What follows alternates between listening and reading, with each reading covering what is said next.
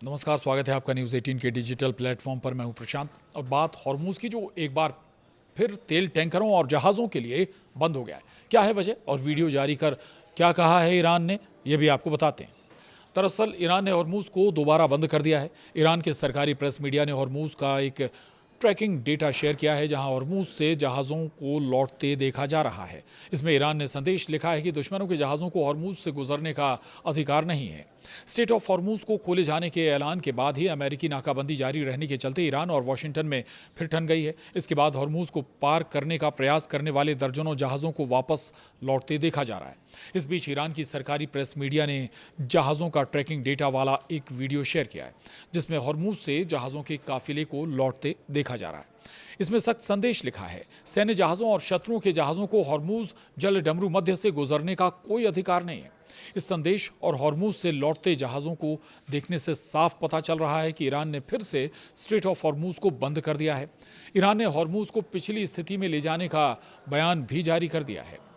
ऐसे में एक बार फिर पिछली स्थिति में क्या हॉर्मूज़ लौट आया है, सवाल है।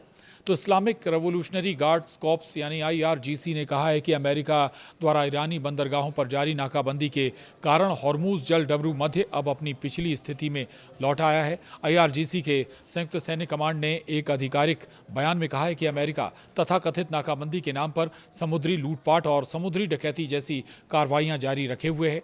इसी वजह से हॉर्मूज़ जल डमरू मध्य का नियंत्रण अपनी पिछली स्थिति में वापस आ गया है और अब इस रणनीतिक जलमार्ग पर ईरानी सशस्त्र बलों का सख्त प्रबंधन और नियंत्रण है। सवाल है, तो क्या अमेरिकी नाकाबंदी तक फिर बंद रहेगा हॉर्मूज़? जी हाँ, ईरानी प्रसारक IRGC द्वारा प्रसारित बयान में कहा गया है कि जब तक संयुक्त राज्य अमेरिका ईरान से जाने वाले जहाज़ों के लिए पूर्ण नौवहन स्वतंत्रता बहाल नहीं करता, तब तक हॉर्मूज़ जल डमरू मध्य की स्थिति सख्ती से नियंत्रित और अपनी पिछली अवस्था में ही रहेगी। IRGC ने जोर देकर कहा है कि अमेरिका की नाकाबंदी ईरान के आर्थिक हितों और क्षेत्रीय संप्रभुता पर सीधा हमला है। ईरान ने दोबारा हॉर्मूज़ बंद करने की धमकी दी थी और अब कर भी दिया है। तो हॉर्मूज़ खुलने के बाद भी जल डमरू मध्य से ऐसे वक्त में जहाज़ों को लौटते देखा जा रहा है जब ईरान ने ट्रंप को धमकी देते हुए कहा था कि अगर अमेरिका ने अपनी नाकाबंदी नहीं हटाई तो स्ट्रेट ऑफ हॉर्मूज़ को फिर से बंद कर दिया जाएगा। वहीं डोनाल्ड ट्रंप ने बयान दिया कि जब तक ईरान के साथ फाइनल समझौता नहीं हो जाता तब तक अमेरिकी सैनिक हॉर्मूज़ में नाकाबंदी को जारी रखेंगे। ऐसे में ईरान और अमेरिका के बीच फिर से तगड़ा विवाद छिड़ गया है। इसके बाद ईरान ने दोबारा हॉर्मूज़ बंद करने को कहा था। तो अमेरिका क्या फिर शुरू कर देगा हमला, ये भी अभी सवाल है, इसको भी आप समझ लीजिए। दरअसल ट्रंप ने ईरान को सख्त धमकी देते हुए कहा है कि अगर उसने अमेरिका की शर्तें नहीं मानी और बुधवार तक समझौते पर हस्ताक्षर नहीं किया तो वो तेहरान पर फिर से बम बरसाना शुरू कर देंगे। उन्होंने सीज़ फायर को भी आगे बढ़ाने से इनकार कर दिया है। अमेरिका चाहता है कि ईरान या तो डील करे या फिर दोबारा बमबारी झेलने को तैयार हो। इससे पहले ट्रंप ने दावा किया था कि ईरान अपना परमाणु कार्यक्रम और यूरेनियम छोड़ने को तैयार हो गया है, लेकिन ईरान ने यूरेनियम संवर्धन को तेहरान की धरती की तरह पवित्र बताया है। साथ ही कहा है कि इसे ना तो छोड़ा जा सकता है और ना ही किसी दूसरे को ट्रांसफ़र किया जा सकता है।